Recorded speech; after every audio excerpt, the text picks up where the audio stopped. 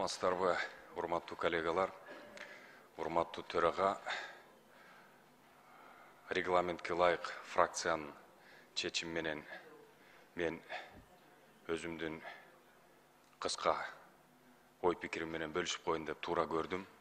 Азыркы дүйнөлүк геосаясий абал тууралуу, ошол эле учурда парламенттин өзүнүн тарыхый миссиясы, функциясы, саясий системада өзүнүн орду тууралуу. Урматтуу агайын туугандар, бүгүнкү күндө түшүнгөн адамга, кызыктар болгон адамга дүйнө оор акыбалда турат. 3-чү дүйнөлүк согушу чыгып кетүү коркунучу болуп көрбөгөндө күчтүү болуп турат. Мындан 50-60 жыл мурун так Карибский кризис Кубада. Ошол убакта СССР менен Американын кармашы болгон. Азыркы учурда да ошондой жагдай кайталанып аткандай.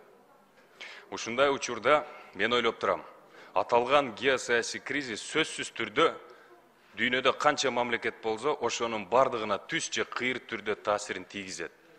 Экономикалык жагдай болобу, же укуктукпу, же социалдыкпы. Андыктан мен ойлойт элем, мындай жагдайда биздин мамлекет эң биринчи иретте өзүнүн улуттук кызыкчылыгын эске алуу менен дүйнөлүк укуктук ченемдик актылар, дүйнөлүк коомчулук тарабынан таанылган принциптерди эске алуу менен кадимкидей өзүнүн күнүмдүк жай баракат турмушун уланта бериши керек.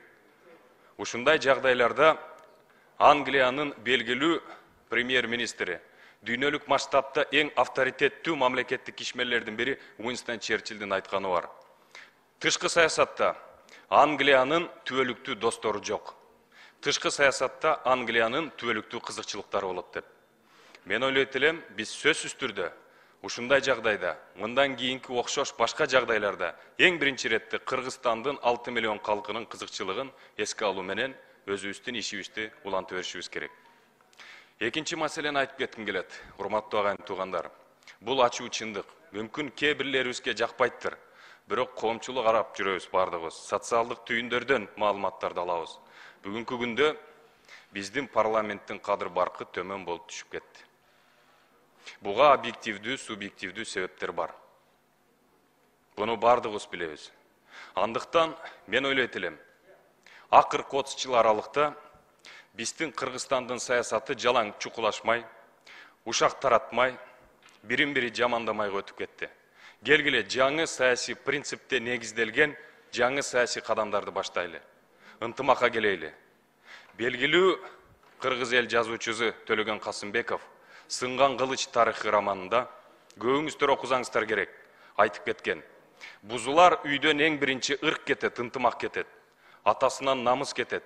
Баласы ууру болот, келини ушакчы болот. Ошентип бардыгы биригип бир түтүн булатуу милдетинен качып калышат. Ошондо үй бүлө бузулат. Мен ойлоп турам, урматтуу агайын туугандар. Мамлекет деле кайсы бир деңгээлде кичинекей үй бүлөдөй ынтымакка келе турган учур келди. Бири-бирибизди жамандабай, ушак таратпай, жаштардын бутун буттоспой, тескерисинче кадрларды өстүрүп, жаркын келечекти кура турган, биринчи кадамдарды тыштай турган учурлар келди болуш керек. Кайсы бир саясий серепчилер, илимий институттар, аналитикалык ой жүгүрткөн инсандар публикалык форматта мүмкүн айтаттыр. Кыргызстандын келечеги бүдөмүк. Барар жери, токтор жери белгисиз. Себеби 30 жыл аралыкта бардыгыбыз билебиз.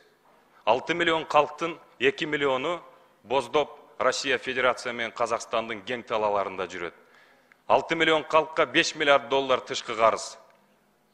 Геополитикалык акыбалыбыз оор.